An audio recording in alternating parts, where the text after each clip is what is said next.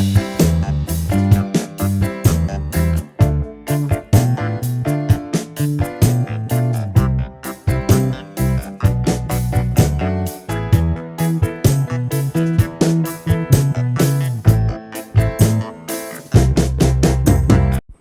Hello नमस्कार, मी राणी आजच्या एका नवीन व्हिडिओमध्ये तुमचं अगदी मनापासून स्वागत करते. आय होप आजचा दिवस आणि येणारे सगळेच दिवस तुम्हाला खूप छान जावेत ही स्वामी महाराजांचरणी प्रार्थना. आजच्या व्लॉगमध्ये आपण बघणार आहोत, जेव्हा आपण गृहिणी किंवा आपण कोणत्याही महिलेला घर बंद करून जेव्हा गावाबाहेर जायचं असतं तेव्हा तिला म्हणजे किती साऱ्या गोष्टी कराव्या लागतात आणि किती साऱ्या गोष्टी आवरून जाव्या लागतात. आणि जेव्हा सगळ्या गोष्टी आपण प्रॉपररित्या आवरून जातो तेव्हा आल्याच्यानंतर घर जसं आहे तसं फ्रेशही वाटतं आणि आपल्यालाही उत्साह येतो. आणि जाताना जेवढा उत्साह असतं तेवढा आल्याच्यानंतरही असतो. म्हणूनच हा व्हिडिओ अगदी स्किप करू नका आणि शेवटपर्यंत बघा. त्याच काही छोटे छोटे टिप्स आहेत त्या तुमच्यासोबत मी शेअर करणार आहे, त्यामुळे व्हिडिओ नक्की शेवटपर्यंत बघा. चला तर मग स्टार्ट करूया किचनमधल्या गोष्टींपासून. जेव्हा आपल्याला कुठे बाहेर जायचं असतं म्हणजे आपण 1-2 दिवसांसाठी म्हणा किंवा असं बाहेर जातो तेव्हा घरातल्या सगळ्या गोष्टी आपल्याला जिथल्या तिथे ठेवून जाव्या लागतात. आणि म्हणजे प्रत्येक गोष्टीची काळजीही तितकीच घ्यावी लागते. आता घरात एखादी वस्तू काही खराब होऊ नये याचीही काळजी घ्यावी लागते. आणि घर जेव्हा आपण नीटनेटकं आणि एकदम क्लीन करून जातो ना, तो उत्साह आल्याच्यानंतर बघायला खूप काही वेगळा असतो. कारण की आपल्याला कुठे जायचं म्हटलं तर खुशी जास्त असते आणि जेव्हा येतो तेव्हा आपली खुशी कमी झालेली असते. म्हणजे हे प्रत्येकालाच होतं. हे होतं का नाही मला नक्की कॉमेंटमध्ये सांगा. म्हणूनच आजच्या व्हिडिओमध्ये ज्या अशा टिप्स आहेत त्या तुमच्या नक्कीच उपयोगी पडणार आहेत. आता इथे माझी सकाळची सगळी कामं झाली होती, पण नंतरची जी राहिलेली कामं आहेत, भांडी वगैरे लावायची आणि मध्येच मायराच अशी मस्ती चालली होती जी काय तिची नेक्स्ट लेवलची होती. मग ही भांडी वगैरे लावली. त्यानंतर मग असं चाललं होतं काही गोष्टी आहेत का जी नंतर खराब वगैरे होतील का नाही ह्या सगळ्या चेक करायच्या होत्या. पुन्हा जेव्हा आपण बाहेर वगैरे जाणार असतो तेव्हा काय करायचं, जेव्हा दुग्धजन्य वगैरे अशा वस्तू असतात त्याही अशा सगळे आवरून वगैरे ठेवायच्यात. आता इथेच माझं जे साई साठली होती तेही मग मला ताक वगैरे त्याचं म्हणजे मलई काढून घ्यायची होती आणि तूप बनवायचं होतं. मग तेही मी सकाळीच फ्रीजमधून बाहेर काढून ठेवलं होतं फर्मंट होण्यासाठी. मग म्हटलं तेही काम करून घ्यावं, कारण की सगळे जेवण वगैरे झालं आणि ह्या कामांसाठी मी लागले होते, कारण की ही कामं होणं तेवढंच महत्त्वाचं आहे. चला तर मग जे दुधाच्या वस्तू वगैरे असतील, जेव्हा दूध वगैरे असं अजिबात बिलकुल एक्स्ट्रा ठेवायचं नाही, कारण की वायाला जातं.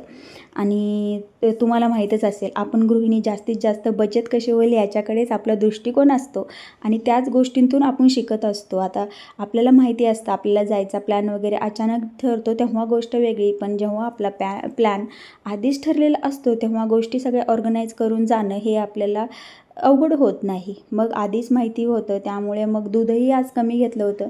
फक्त इव्हिनिंगचा आपला चहा वगैरे होईल ह्याच्या हिशोबाने. आणि मग मी विचार केला की आता साईही साठलेली आहे, त्याचंही तूप वगैरे बनवून घ्यावं. मग ते झालं, ते बनवून घेतलं आणि पुन्हा लोणी काढण्यासाठी थोडं फ्रीजमध्ये ठेवून दिलं आणि लगेच ती जी भांडी होती तीही क्लीन करून घेतली, म्हणजे पुन्हा किचनवरती पसारा व्हायला नको. त्यानंतर अजून फ्रीजमध्ये काही भाज्या वगैरे आहेत का ते सगळं चेक करणं, कारण की तेही आपल्याला आधीच माहिती असतं. म्हणूनच त्याच्या आधी मी भाज्या वगैरेही आणून काही ठेवल्या नव्हत्या आणि त्या उलट ज्या होत्या त्या आज सगळ्या संपवल्या होत्या. त्यानंतर दुसरे सगळे पदार्थ वगैरे बघून घेतले की म्हणजे कसं होतं ना, वस्तू कोणती वायाला जात नाही आणि आपल्या मनाला वाईटही वाटत नाही. आता थोड्याशा गोष्टी जरी वायाला गेल्या तरी आपल्याला खूप जास्त वाईट वाटतं, कारण की तुम्हाला तर माहिती आहे महागाई तर एवढी आहे आणि त्यातून ह्या सगळ्या गोष्टी टाकून देणं मला तरी मनाला पटत नाही. मग चला मग एवढं धावपळ जरी असेल तसं असं बसून पाणी पिणं हे माझं मॅन्डेटरी आहे. म्हणजे स्वतःला हायड्रेट ठेवणं हे फार जास्त महत्त्वाचं आहे. म्हणूनच कितीही कामाचं लोड असो, धावपळ असो, असं बसून पाणी मी पिते म्हणजे पितेच. म्हणजे स्वतः हायड्रेट राहणं ही फार महत्त्वाचं आहे.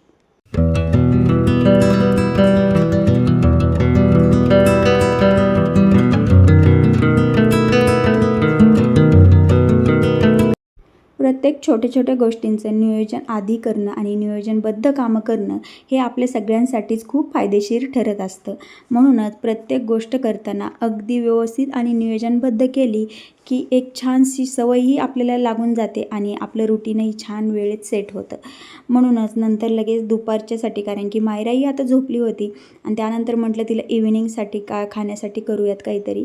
मग म्हटलं इथे पांढरा भात फक्त म्हटलं पातेल्यामध्येच लावावा, तोही कुकरमध्ये वगैरे लावलं नाही कारण की थोडाच होता. आणि मग म्हटलं इथे भाताची तयारीही करून घेते, ती झोपली तोपर्यंत रेडीही होईल आणि उठली की मग तिची म्हणजे आपली धावपळ होणार नाही आणि तिलाही वेळेत जेवण देता येईल. म्हणूनच लगेच इथं म्हणजे तिला भातही लावून घेतला. आणि जेव्हा आपल्यामागे खूप सारी कामं असतात आणि खूप सारा वर्कलोड असतो, पण अशी कामं करण्यात, स्मार्ट कामं करण्यात जी मजा आहे ना, ती कशातच नाही. म्हणजे भरपूर जरी कामाचा वर्क असेल ना, लोडही असेल ना, तरी आपल्याला अगदी थकल्यासारखं होणार नाही आणि सगळी कामं कशी वेळेवर होतील. म्हणूनच मी प्रत्येक व्हिडिओमध्ये सांगण्याचा माझा हाच उद्देश असतो की गृहिणीने कधीही पॅनिक न होताही आरामातही कामं होऊ शकतात आणि चिडचिड नही करताही योग्य वेळी आणि योग्यरित्या कामं होतात. म्हणूनच अशा प्रकारे स्मार्टली आपण होममेकर ज्या असतात त्यांनी स्मार्टपणे जेव्हा कामं करतात ना, तेव्हा त्यांची योग्य रीतीने पूर्ण होतात म्हणजे होतातच. अजून एक महत्त्वाची आणि मोस्ट टिप्स म्हणजे जेव्हा आपल्याला कुठे जायचं असतं तेव्हा आपले कपड्यांचीही म्हणजे यादी ठरलेली असते. तुमची असते की नसते मला नक्की सांगा. आपलं सगळं आउटफिटही ठरलेले असतात. मग त्याचप्रमाणे जेवढे लागतील तेवढेच आउटफिट घेऊन जाणं हेही तेवढंच महत्त्वाचं आहे. कारण की जास्तीची नेणं उगाच पसारा आणि योग्य वेळेला न भेटणं हेही आपली धांदल उडून देतं.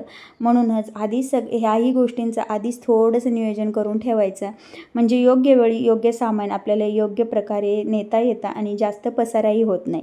ह्याही छोट्या ज्या टिप्स असतात ना, त्या आपण फॉलो केल्या ना, अजिबात बिलकुल त्या कपड्यांचाही पसारा होत नाही, आपल्यावरती जास्त प्रकारचा लोड येत नाही. कारण घेऊन जातो, आल्यावर अनपॅकिंग करण्यासाठी तेवढीच मेहनत आपल्याला घ्यावी लागते. म्हणून जेव्हा अशीही कामं करतो तेव्हा स्मार्ट पद्धतीने करायची.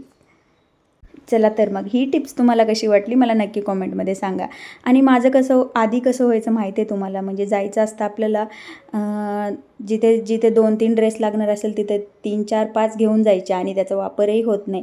त्याच्यामुळे मीही आता मला सवय चांगली लागून घेतली की जेवढे लागणार आहेत तेवढेच घेऊन जाणे आणि उगाच जास्तीचा पसारा नको. जेव्हा आपल्यासोबत एखादं बेबी असतं तेव्हा बेबीचे खूप जास्त असतात आणि त्यांना एक्स्ट्रा घेणं हे तर जरुरीचं आहे, म्हणजे त्यांना लागतातच. ठीक आहे, आपण योग्य प्रकारे जेव्हा नियोजन करतो ना, तेव्हा अशा गोष्टींचा जास्त पसारा होत नाही आणि आपल्याला जास्त लोडही वाढत नाही. म्हणूनच अशी कामं ही योग्य पद्धतीने करण्यासाठी ही स्मार्ट टिप तुम्ही नक्की वापरून बघा, नक्की उपयोगात येईल. आणि तुम्ही पण अशा प्रकारे स्मार्ट टिप वापरत असाल तर मला नक्की कॉमेंटमध्ये सांगा. आपण काय करतो गृहिणी, प्रत्येक वेळेस प्रत्येक गोष्ट ही नियोजनबद्ध करण्यासाठीच करत असतो आणि ते कामाचा पसारा होणार नाही किंवा नियोजनबद्ध कशी होतील ह्याच गोष्टींकडे आपला कल असतो आणि त्याच गोष्टींतून आपण शिकतही असतो किंवा एखादा अनुभव आला तर त्या अनुभवातून खूप काही गोष्टी आपण शिकत असतो. म्हणूनच अशा प्रकारे काळजी नक्की घेत जा. त्यानंतर अजून एक आणि छान आणि महत्त्वाची टिप्स म्हणजे तुमच्याकडे जर प्लांट्स असतील असे माझ्यासारखेच छोटे खूप जास्त नाही पण थोडेसेच असतील तर त्यांनाही पाणी देऊन जायचं आहे. आणि तेच आज मी केलं. अगदी सकाळीही लवकर झाडांना पाणी दिलं होतं आणि त्यानंतर मग जातानाही एकदा दिलं. आणि मग कसं होतं की झाडांनाही म्हणजे वाळून वगैरे जात नाहीत. आता उन्हाळ्याचे दिवस आहेत, झाडं लवकर वाळतात.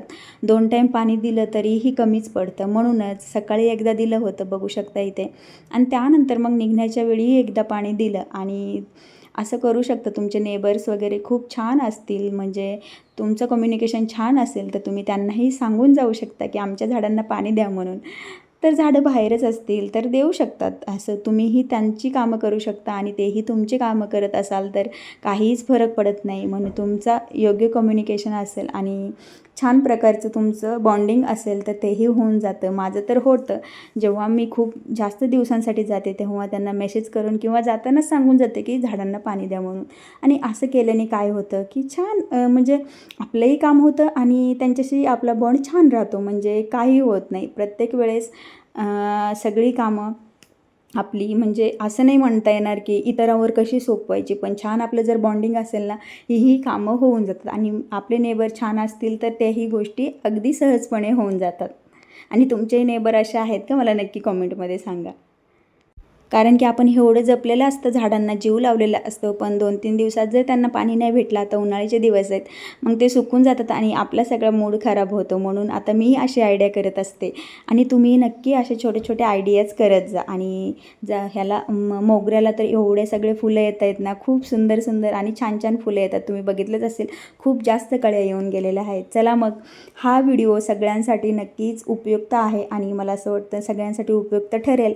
आणि तुम्हाला ह्याच्यामधल्या कोणत्या टिप्स आवडल्या मला नक्की कॉमेंटमध्ये सांगा. आणि हो, व्हिडिओ आवडला असेल तर लाईक करा, शेअर करा, जास्तीत जास्त कॉमेंट करा. आणि हो, चॅनलला अजूनही तुम्ही सबस्क्राईब केलं नसेल तर नक्की चॅनलला सबस्क्राईब करा. भेटूया अशा छान छान आणि नवीन नवीन व्हिडिओमध्ये. तोपर्यंत तुमची काळजी घ्या. भेटूया नेक्स्ट व्हिडिओमध्ये. तोपर्यंत बाय.